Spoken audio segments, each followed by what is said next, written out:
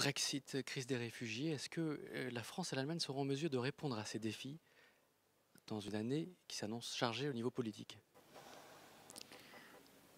L'Allemagne, la France et l'Europe ensemble va répondre à ces défis. Et parfois, ça peut paraître prendre un peu de temps, parfois ça peut paraître avoir besoin de s'accorder un peu le violon, mais chaque bon orchestre s'accorde avant de jouer. Et est-ce qu'il y a assez de temps pour s'accorder?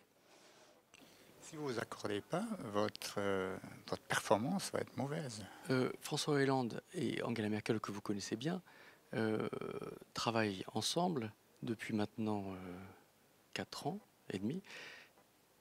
Il est trop tôt pour tirer un bilan, mais quel bilan provisoire vous tireriez de leur coopération? Dans les dernières années, il y a énormément de choses qu'on a fait ensemble. Et où sans une entente, un accord entre les Français et les Allemands, entre la chancelière et le président de la République, on n'aura pas avancé. Malheureusement, on a tendance d'oublier les choses où on a réussi pour regarder les défis qui sont devant nous. Je dis COP 21, il y avait une position franco-allemande qui a amené une position européenne. Budget européen pour la prochaine 7 ans, on a eu une position franco-allemande, il y avait une solution européenne, même si beaucoup de gens n'y pensaient pas, union bancaire et autre chose. Donc les défis devant nous, on trouvera aussi des solutions.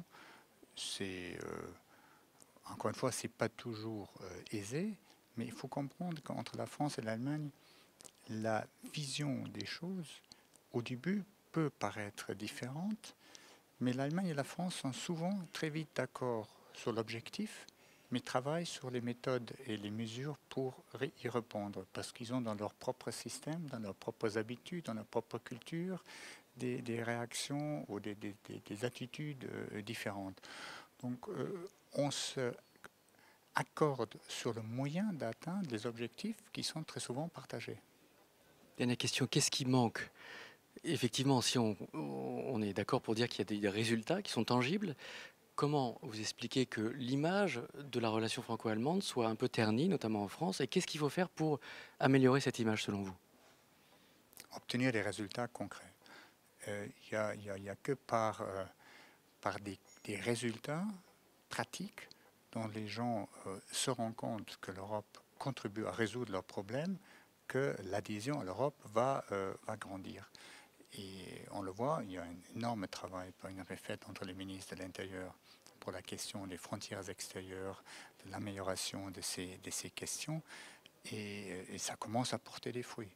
Il y a un travail fait par les ministres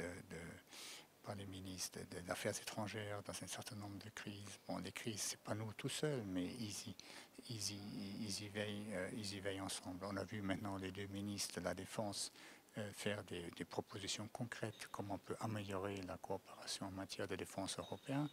Toutes ces choses, dans la mesure où ils apportent des résultats, vont porter aussi du soutien. Il faut faire attention à ne pas créer des attentes auxquelles on ne peut pas répondre. Il faut promettre les choses qu'on est capable d'apporter, et il faut peut-être parfois être un peu plus modeste dans la proposition, et plus réaliste, et plus concrète, et plus rapide dans la mise en œuvre.